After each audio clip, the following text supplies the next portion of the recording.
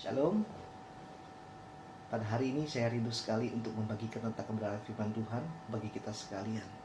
Firman Tuhan pada hari ini terambil di dalam kitab Efesus pasal yang ke-1 ayat yang ke-3 sampai yang ke-6. Demikianlah firman Tuhan. Terpujilah Allah Bapa Tuhan kita Yesus Kristus, yang dalam Kristus telah mengaruniakan kepada kita segala berkat rohani di dalam surga. Sebab di dalam Dia Allah telah memilih kita sebelum dunia dijadikan, supaya kita kudus dan tak bercacat di hadapannya. Dalam kasih Ia telah menentukan kita dari semula oleh Yesus Kristus untuk menjadi anak-anaknya sesuai dengan kerelaan kehendaknya, supaya terpujilah kasih karunia-Nya yang mulia yang dikaruniakan kepada kita di dalam Dia yang dikasihaninya. Saudaraku yang sangat dikasihi dan diberkati oleh Tuhan Yesus Kristus, berbicara tentang kebanggaan, tentunya semua orang memiliki kebanggaan yang tersendiri dalam hidupnya. Seperti halnya saya bangga terhadap diri saya, baik dalam segala kelemahan maupun kelebihan yang telah Tuhan tanamkan di dalam kehidupan saya. Why? Kenapa saya bisa bangga terhadap diri saya? Karena saya merasa dan saya menyadari karena saya ini adalah ciptaan Tuhan yang sempurna, yang dimana Allah sendiri telah membentuk saya dari debu dan tanah dengan tangannya sendiri. Bahkan Allah yang menghembuskan napas hidupnya sehingga saya menjadi makhluk yang hidup, yang serupa dengan gambarannya. Atau mungkin juga seorang bapa yang berkata kepada semua orang yang menceritakan tentang anaknya, bagaimana bapak ini bangga melihat anaknya berhasil dalam studi, bahkan dalam setiap pekerjaan yang ia jalani. Atau juga seorang suami berkata kepada sang istri, dia berkata bahwa sayang, saya bangga memiliki istri seperti engkau, karena engkau adalah orang yang takut akan Tuhan, bahkan orang yang senantiasa mencintai dalam hal kesetiaan. Atau juga bisa saja seorang suami berkata sebaliknya kepada istrinya, sayangku, saya bangga memiliki istri yang seperti engkau. Selain engkau cantik, elok parasnya, tetapi juga engkau menjadi pribadi yang takut akan Tuhan dan rendah hati. Atau juga bisa saja seorang dokter akan merasa bangga apabila setiap pasien-pasien yang datang berobat kepada dia, yang ia layani, ternyata pasiennya itu sembuh semua, saudara. Atau bisa juga seorang pengusaha bangga kalau bisnisnya itu maju, bisnisnya itu berkembang secara luar biasa dan diberkati oleh Tuhan. Jadi saudara-saudaraku yang sangat dikasihi dan diberkati oleh Tuhan, ini adalah contoh-contoh kecil tentang kebanggaan yang melekat di dalam kehidupan manusia pada umumnya. Dan masih banyak lagi kebanggaan yang tidak dapat saya jelaskan secara satu persatu. Nah, hari ini kita belajar tentang kebanggaan ketika kita menjadi murid Kristus. Saudara, jika kita mengamati baik-baik tentang kebenaran firman Tuhan, maka kita akan menemukan begitu banyak sekali tulisan-tulisan daripada murid-murid dan rasul-rasul yang bangga memiliki Yesus Kristus. Sebut saja misalnya Petrus dan Yohanes. Kita melihat bagaimana kedua rasul ini bangga dalam memberitakan tentang Yesus, bahwa dalam nama Yesus ada kebangkitan dari antara orang mati. Dalam nama Yesus ada pengampunan dosa. Di dalam nama Yesus ada kesembuhan dan lain-lain sebagainya. Mungkin saudara bisa membaca di dalam kitab Kisah Para Rasul pasal yang ke-3 sampai yang ke-4. Demikian juga halnya dengan Rasul Paulus, saudaraku. Rasul Paulus, ia sangat bangga dengan Yesus Kristus. Bahkan kebanggaan Rasul Paulus itu sangatlah ekstrim, saudara. Mengapa saya katakan demikian? Karena Paulus berkata ia bangga bisa mengenal Allah di dalam Yesus Kristus dan mengambil bagian di dalam penderitaan Yesus, yang dimana melalui penderitaannya itu ia menjadi serupa dengan Dia. Bahkan Rasul Paulus bangga atas kelemahan-kelemahan yang ada di dalam kehidupannya. Mungkin saudara bisa membaca di dalam kitab Filipi pasal 3 ayat 10, 2 Korintus pasal 12 ayat 10. Nah, jadi saudara-saudaraku yang sangat dikasihi dan diberkati oleh Tuhan, jika para murid-murid dan para rasul begitu bangga ketika mereka memiliki Kristus dalam hidupnya, bagaimanakah dengan saudara dan saya? Apakah saat ini saudara bangga menjadi orang percaya ataupun menjadi murid Kristus? Jika saudara bangga, maka puji Tuhan. Tetapi jikalau saudara belum bangga menjadi orang percaya atau menjadi murid Kristus, maka hari ini merupakan satu kabar baik. Bagaimana hari ini kita akan belajar secara bersama-sama kebanggaan-kebanggaan apa ketika kita menjadi murid Kristus. Nah, dalam pembacaan firman Tuhan kita yang terambil di dalam kitab Efesus pasal yang ke-1 ayat 3 sampai yang ke-6, bagian ini membahas tentang bagaimana kayanya saudara dan saya ketika ada di dalam Kristus Yesus. Bahkan dalam ayat yang ketiga dikatakan demikian: terpujilah Allah Bapa Tuhan kita Yesus Kristus, yang di dalam Kristus telah mengaruniakan berkat rohani di surga. Nah saudara yang kekasih di dalam Tuhan, saudara bayangkan Alkitab mencatat bahwa Allah telah mengaruniakan berkat rohani di surga bagi saudara dan saya. Ketika kita mengambil suatu keputusan untuk menjadi orang percaya, ataupun ketika kita menjadi murid Yesus, tentunya ini adalah sesuatu hal yang luar biasa, sehingga kita patut bersyukur dan menyadari ke atas kebanggaan-kebanggaan berkat rohani yang Allah berikan di dalam kehidupan saudara dan saya.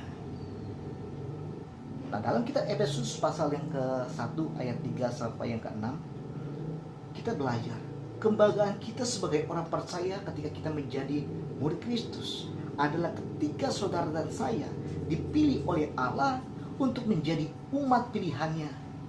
Di sana dikatakan dalam ayat yang ke-4, sebab di dalam Dia Allah telah memilih kita sebelum dunia dijadikan. Saudara, ada sekitar 7,85 miliar jumlah populasi penduduk yang tersebar di seluruh dunia, dan salah satunya adalah saudara dan saya yang dipilih oleh Allah untuk menjadi umat pilihannya. Tentunya sebagai orang percaya kita patut bersyukur atas keterpilihan kita untuk menjadi umat pilihannya. Bahkan dalam kitab 1 Petrus pasal 2 ayat yang ke-9, di sana dikatakan secara jelas bahwa tetapi kamulah bangsa yang terpilih, imamat yang rajani, bangsa yang kudus, umat kepunyaan Allah sendiri, supaya kamu memberitakan perbuatan-perbuatan yang besar dari Dia yang telah memanggil kamu keluar dari kegelapan kepada terangnya yang ajaib. Mungkin ada sebagian orang yang bertanya-tanya, Pak Pendeta, hamba Tuhan muda, sebenarnya untuk apa sih alasan Allah memilih kita dan menjadikan kita sebagai umat pilihannya? Nah, ini adalah satu pertanyaan yang sangat menarik, saudaraku, untuk kita pahami secara bersama-sama.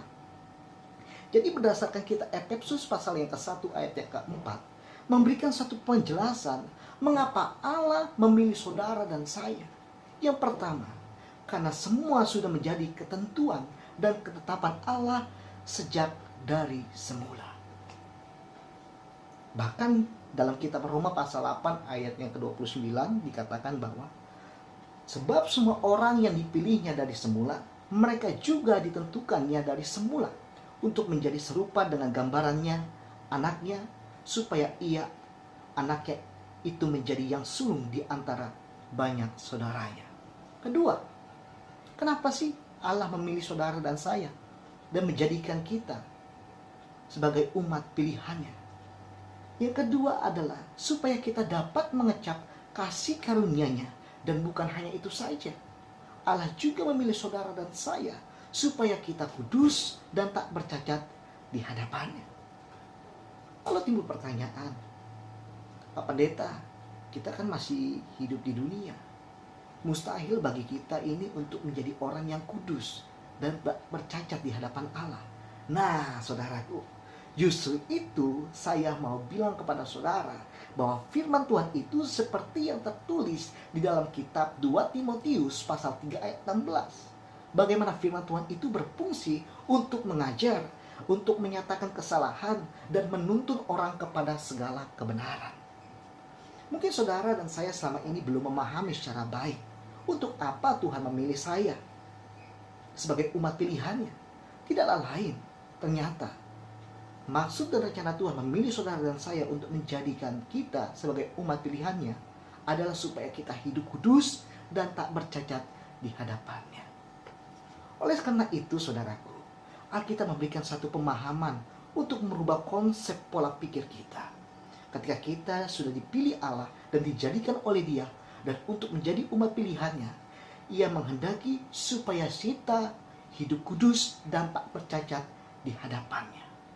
Yang kedua, kebanggaan apa yang kita peroleh ketika kita menjadi orang percaya ataupun ketika kita menjadi murid Kristus. Ternyata kebanggaan kita setelah menjadi murid Kristus itu adalah ketika saudara dan saya statusnya kehidupannya mengalami satu perubahan menjadi anak-anak Allah.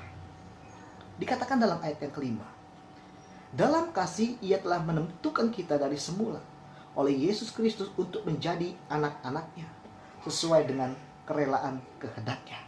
Bahkan ditegaskan di dalam kitab Yohanes pasal 1 ayat yang ke-12, ketika kita menerima Dia sebagai Tuhan dan Juru Selamat, kita diubahkan untuk menjadi anak-anaknya. Jadi kebanggaan kita menjadi umat pilihannya adalah ketika saudara dan saya diubahkan statusnya menjadi anak-anak Allah.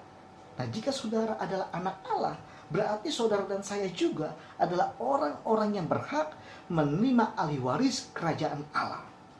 Saudara bayangkan, jadi anak presiden aja kita bangga. Jadi anak gubernur aja kita bangga. Jadi anak para pejabat-pejabat tinggi aja kita bangga. Apalagi ketika saudara dan saya menjadi anak Allah, menjadi anak raja di semesta alam.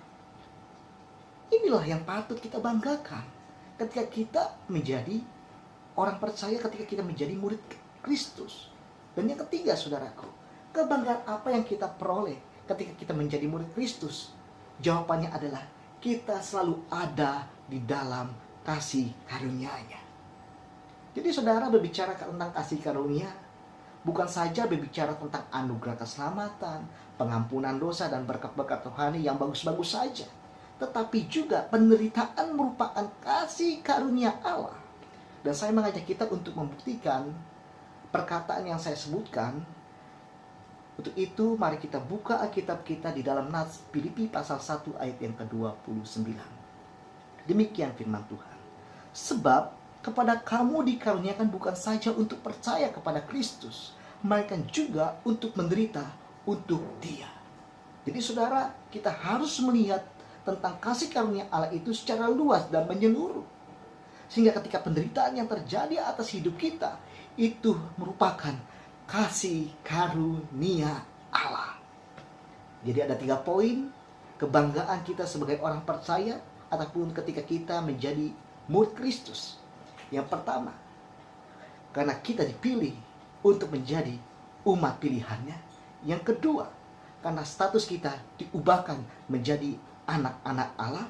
Dan yang ketiga, karena kita selalu ada di dalam kasih karunia-Nya. Banggalah menjadi murid Kristus, banggalah menjadi anak Tuhan. Shalom, Tuhan Yesus memberkati.